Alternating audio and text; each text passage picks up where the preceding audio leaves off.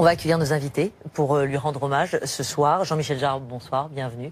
Bonsoir. Vous êtes auteur, compositeur, producteur. Vous avez rencontré Johnny Hallyday avec notamment la folie de vos concerts. Ça l'a aussi inspiré. Vous allez nous raconter ça dans un petit instant.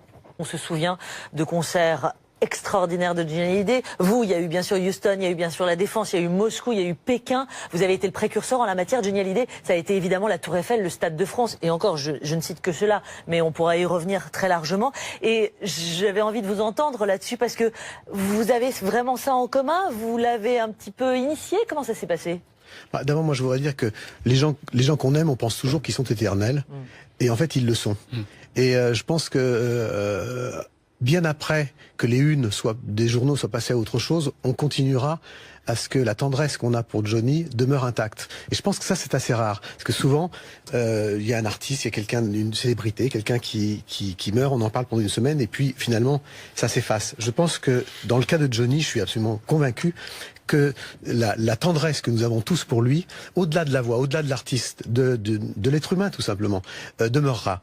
Et c'est vrai que moi j'ai eu beaucoup de contacts avec Johnny à travers le temps, comme beaucoup, et c'était vraiment devenu quelqu'un de... il est venu beaucoup à la maison, beaucoup au studio, il était fasciné, il me disait, parce qu'il était... là on voit une photo, on était...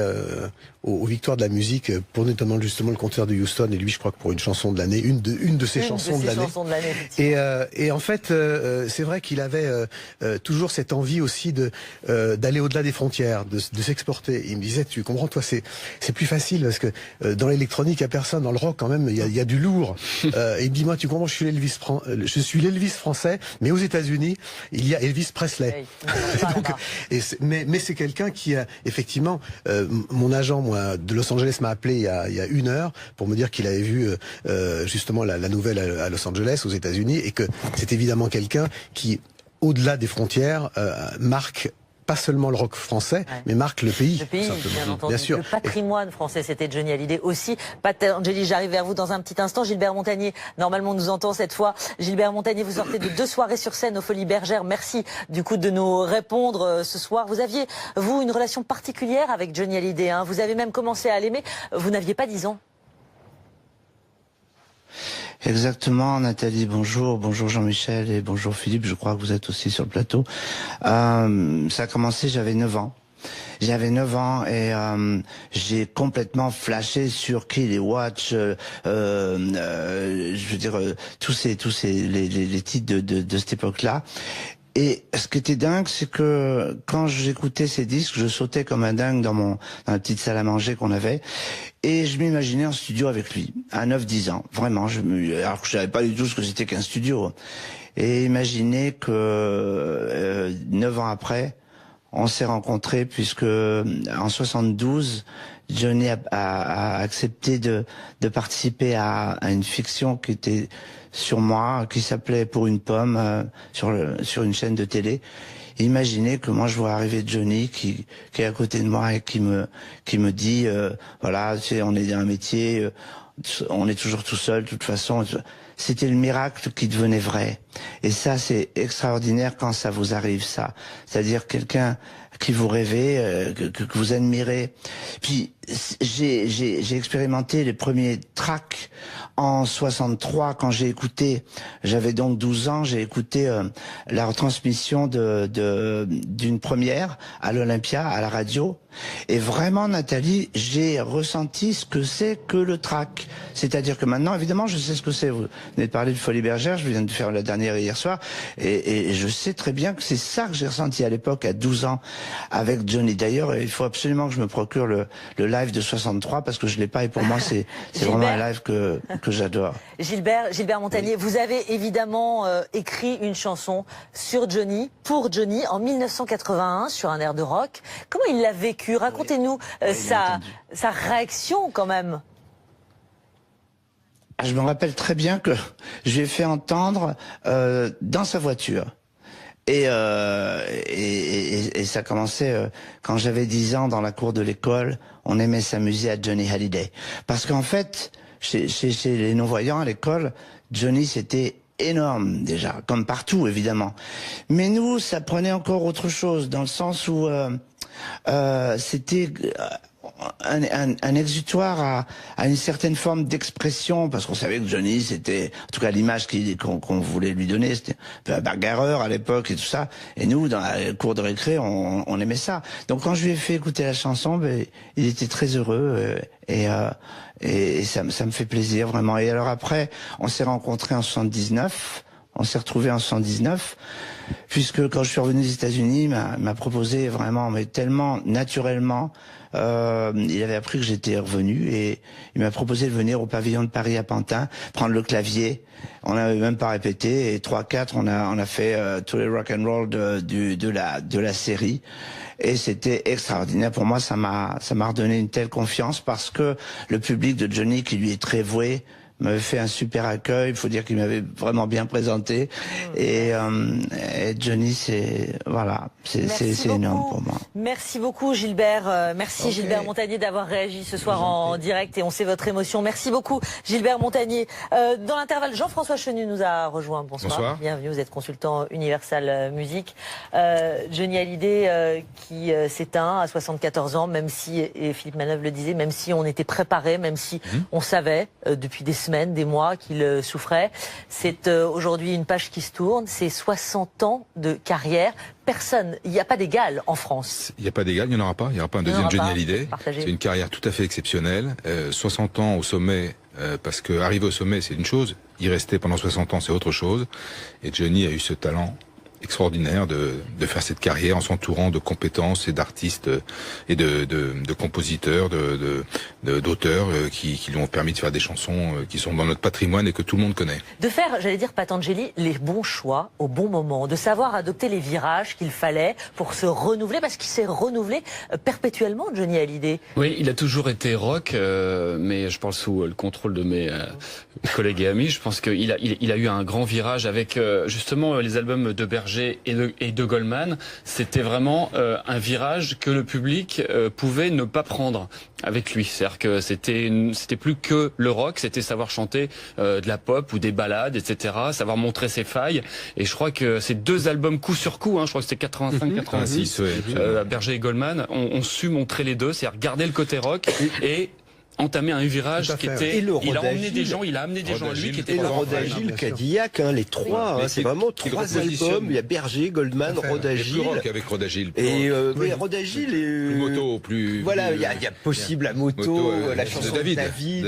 Voilà, il y a des trucs. Il y a Mirador. Il y a Mirador, il y a Cadillac, l'histoire Cadillac qui est géniale. Mirador, c'est une chanson de gauche, si j'ose dire. C'est une chanson, oui, mais c'est une vraie chanson de gauche. Parce que Rodagil... Il a chanté la prison et les tolards, il l'a chanté. On s'en souvient. Et puis avant le pénitencier, et puis un blues fantastique qu'on connaît pas bien de 65 qui s'appelle Toi qui t'en vas. Donc où on parle de cet univers-là. Je vais vous redonner la parole dans une seconde. On est évidemment à Marne-la-Coquette depuis le début de la journée. Thomas Misra, qui vous êtes sur place avec Étienne Grelet pour BFM TV. Depuis ce matin, la famille, les proches évidemment de Johnny Hallyday, comme Lynn Renaud, j'imagine, Jean Dujardin, se sont rendus à la Villa Savannah, la demeure du chanteur dans les Hauts-de-Seine. Qui se trouve juste derrière moi, Nathalie, et il y a encore pas mal de monde finalement ici, puisque des dizaines de personnes sont arrivées ces dernières 10 minutes. On chante des chansons de Johnny Hallyday. Alors j'entendais votre débat d'experts avec Philippe Manœuvre et tous vos invités. Ici on chante Johnny. Alors on chante parfois un tout petit peu faux, faut bien le dire, mais on chante Johnny, on observe des minutes de silence, on clame son nom, on veut qu'il nous entende, disait l'un des participants ici. Il y a des Toulousains qui sont arrivés, qui font beaucoup de bruit depuis un petit moment, un moyen de se recueillir, de rendre hommage à la star pour ces anonymes. Plusieurs personnes sont venues ici parce qu'ils n'y croyaient pas, tout simplement. Philippe, par exemple, qui est arrivé ce matin de Senlis, 4 heures du matin pour être sûr que tout cela était bien vrai. Il a découvert Johnny Hallyday en 1976, comme un autre fan présent ici ce soir, Pascal, qui lui a découvert Johnny Hallyday à la même date au Palais des Sports. Il a converti sa compagne 8 ans plus tard, et lui parle de Johnny Hallyday comme du drogue. Il ne sait pas ce qu'il va faire maintenant. Philippe Manœuvre disait tout à l'heure, Johnny va laisser un grand vide. C'est vraiment ce que nous disent tous les gens qui sont présents ici. Et puis il y a Jean-Michel qui est lui venu de Beauvais et qui n'arrivait pas non plus à croire la nouvelle. Il a découvert Johnny Hallyday à 9 ans, il y a 40 ans très précisément. Et il me disait, pour lui, eh bien, la disparition de Johnny, c'est pire que perdre quelqu'un de ma famille. Alors, il y a tous ces anonymes qui sont là, qui chantent. Je vais demander à Élodie Jean, je ne sais pas si on peut tourner la caméra, on va essayer. Voilà, elle tourne cette caméra.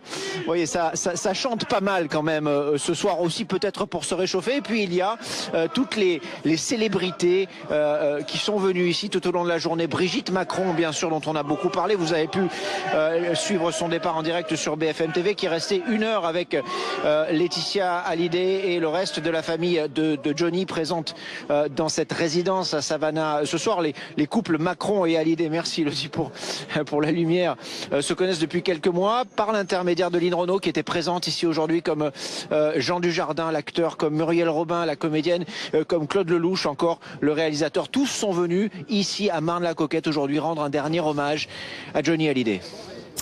Thomas Misrek qui est en direct de Marne-la-Coquette avec Étienne Grelet pour BFM TV. Merci à vous, on vous retrouve tout à l'heure. Un peu de son maintenant. Vous allez reconnaître. Oui. On en a besoin. Avec plaisir. Écoutez et vous allez commenter tout ça.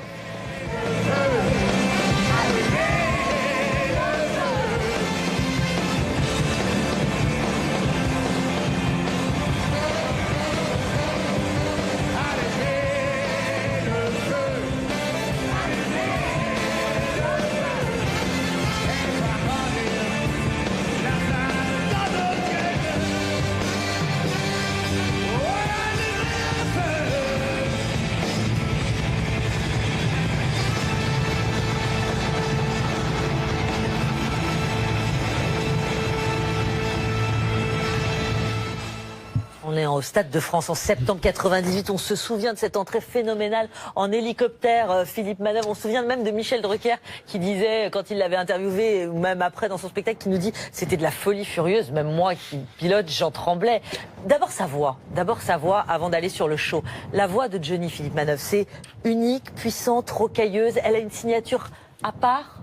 Il a une voix claironnante. Une voix de Jean-Louis Aubert dit c'est une trompette humaine, et c'est un peu de ça. Il y a une raison à ça, c'est qu'en fait il a des doubles, il était très fier, il a des doubles cordes vocales. Il me disait toujours j'ai des doubles cordes vocales comme Elvis. Et c'est vrai qu'on n'a jamais pris, d'ailleurs ni Elvis ni Johnny, en panne de voix dans sa vie. Vous vous rendez compte qu'il avait cette caractéristique très très particulière. Et c'est ce qui lui donnait cette voix claironnante dont Philippe parlait.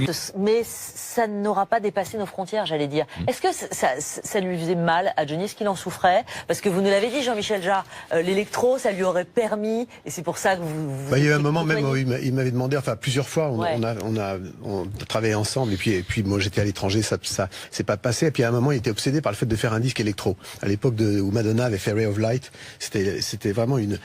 Et puis après, il s'est aperçu que il dit non, mais finalement, je crois que c'est pas pour moi. Moi, je vais rester dans le rock. Et puis, il avait ce rêve. Il avait à la fois le rêve américain de Johnny. Il y a eu plusieurs périodes. Il y a eu la période du fantasme. Il y a eu la période du fait qu'il a réussi à s'installer aux États-Unis et finalement, d'une certaine manière, il se disait, finalement, je suis un peu peinard, je suis un peu tranquille, parce que je peux sortir dans la rue, pas être, et finalement, c'était un peu une sorte de retraite, mais qui était une retraite, pas au sens de se retirer du boulot qu'il faisait, mais en même temps, une façon finalement de prendre respiration dans un univers qu'il adorait et qu'il aimait. Et puis les grandes balades en moto, tout ça. Quand on parle effectivement d'une chanson préférée, moi j'aurais envie de dire 100%, parce que au-delà de la chanson, il y a aussi le symbole, la tribu à l'idée, il y a le sens de la famille, l'émotion dans cette chanson, et puis l'émotion, et puis le très beau texte, et une très très belle chanson. Il y avait quand même une proximité, Jean-Michel Jarre, avec les gens, avec son public, parce que quoi? Parce qu'il avait une vraie sensibilité, Johnny Hallyday. Comment vous le décririez? Je pense que c'était aussi un caméléon. C'est-à-dire que c'était quelqu'un qui pouvait être rocker à un moment donné, extrêmement rocker. Il pouvait être dans un état second ou tertiaire, comme disait Philippe à l'instant, et se retrouver instantanément sur scène et être totalement en contrôle. Et puis être aussi le personnage extrêmement humble et gentil et tendre et sensible et fragile aussi, qu'on connaissait quand on le voyait de manière intime. Et moi, j'ai passé des moments extrêmement touchants avec lui, qui n'étaient pas seulement des moments de solitude aussi, ou de désespoir qu'il avait aussi. Et je pense que ce côté caméléon a fait justement qu'il a été aimé aussi bien par la droite que par la gauche en politique, que par les jeunes, que par les vieux, que par n'importe qui, parce que justement il avait cette espèce d'instinct de générosité affective. Un mot sur sur l'absence du père, c'est quelque chose qui nous a aussi beaucoup rapprochés, parce que moi j'ai aussi été séparé de mon père très jeune, et c'est quelque chose qu'il savait, et on s'est beaucoup rapproché par rapport à ça. C'est quelque chose dont il me parlait beaucoup. Il en parlait pas énormément aux gens autour de lui, mais on a beaucoup échangé là-dessus. Il est arrivé un jour à Bercy où il devait évidemment pas mal d'argent comme d'habitude, et il dit bon écoutez, comment on peut s'arranger? Je suis Johnny Hallyday, je vous chante 3 chansons et vous me faites un rabais de 30-40%, c'est bon? Ah oui. Voilà, mais là tu parlais de Bercy, les impôts, pas la salle. L'autre Bercy. Je pense que le fait que tout le monde se réunisse autour de Johnny aujourd'hui, à une époque où justement les gens sont inquiets, sont isolés. Je pense que Johnny, il a aussi cette vocation-là, c'est-à-dire le fait d'un seul coup que tout le monde peut se réunir autour de quelqu'un et autour d'un personnage qui fait l'unanimité et qui rassure d'une certaine manière. Et c'est drôle qu'un rocker qui commence sa vie rebelle, d'ailleurs, en général, la termine, si je puis dire, en rassurant, puisque c'est aussi la longévité qui fait que finalement il plaît à toutes les générations dans la même famille. Donc tout le monde se réunit autour de Johnny. Il n'y a pas de discussion, quoi. Il n'y a pas de discussion.